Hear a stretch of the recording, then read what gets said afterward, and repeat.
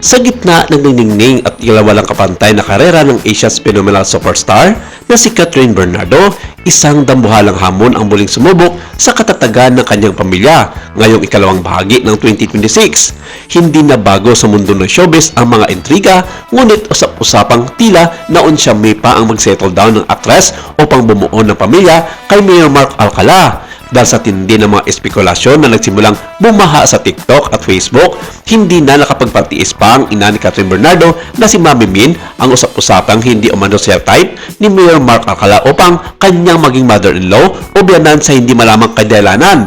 Sa isang eksklusibong payag, direktang binasag ni Mami Min ang kanyang katahimikan upang protektahan ang dangal ng kanyang anak at ilatag ang katotohanan sa harap ng publiko. Ang kanyang mga salita ay hindi lamang naglayong tapusin ang mga malisyosong balita, kundi nagbigay din siya ng malalim na pagninilay tungkol sa hirap ng pagiging isang ina sa gitna ng mga mapanghusgang mata ng lipunan.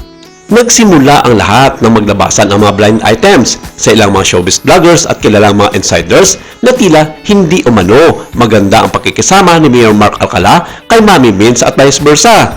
Dagdag pa rito ang mga sightings di umano sa kanila ng batang politiko at sportsman na si Mark Alcala sa ilang mga pribadong okasyon na parang hindi nakikibuan sa kabila ng mga magagandang feedback ng mga netizens sa pagiging sweetness nila Catherine sa butihing mayor ng Lucena City. Bagamat walang kumpirmasyon kung may hindi magandang tinginan sa ina kay Mayor, mabilis na binuo ng mga netizens ang sarili nilang version ng kwento. Sinabi ng mga ito na malaki nga ang posibilidad na parang may hindi magandang nangyayari sa pagitan nina Mami Min Bernardo at Mayor Mark Alcala. Samantala, ang simpleng pagkakaibigan o pagkakilala ni Catherine at Mark ay agad nauwi sa mga akusasyong mayroon ng nabubuong buhay sa sinapupunan ng aktres at sa makatuwid sinasabi ng mga ito na buntis na nga ang aktres.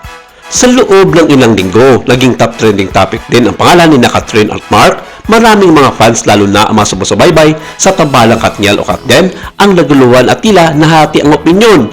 May mga hindi naniniwala at ipinagtanggol ang aktres habang may mga naniniwala naman sa mga kumakalat na fake news na gawa-gawa lamang ng mga taong naisumira sa imahe ni Catherine Bernardo. Dito na pumasok ang papel ni Mami Min Bernardo, ang matapang na Leoness na naging nakabantay sa kanyang bunso.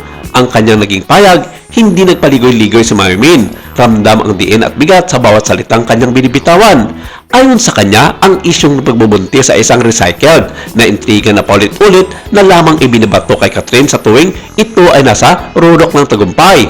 Huwag naman natin gamitin ang pangalan ng ibang tao para lang makagawa ng ingay. Ang naging matapang na pakiusap ni Mami Min. Binigyan diin niya na si Mark Alcala ay isang kaibigan lamang ng pamilya at walang katotohanan ang anumang malalim na ugnayang pinipilit ng mga tao, lalo na ang usapin ng pagbubuntis. Ipinaliwanag ni Mami Min na ang focus ngayon ni Catherine ngayong 2026 ay ang kanyang mga dambuhalang proyekto sa loob at labas ng bansa. Paano magbubuntis ang isang taong halos walang tulog dahil sa dami ng shoots at endorsement? Ang naging hirit ng ina. Ipinakita rin niya ang kanyang pagdismaya sa mga taong gumagawa ng mga kwento nang walang sapat na ebidensya. Para kay Mami Min, ang pagpapakalat ng ganitong klaseng balita ay hindi lamang kawalan ng respeto kay Catherine, kundi pati na rin sa pamilya Alcala na nadadamay sa gulo. Sa artikulong ito, mahalagang talakayin din ang mga mas malalim na epekto ng ganitong mga intriga. Si Catherine Bernardo, sa kabila ng kanyang katanyagan, ay tao lamang na nasasaktan. Ang pagiging buntis ay isang napakasensitibong paksa para sa sinumang mga babae, lalo na kung ito ay ginagamit upang sirain ang kanyang kredibilidad. Ibinahagi ni Mami Min na bagamat sanay na sila sa intriga, may mga pagkakataon na kailangan niyang tumayo at lumaban dahil ang mental health at kapayapaan ng isip ni Catherine ang kanyang nakataya dito.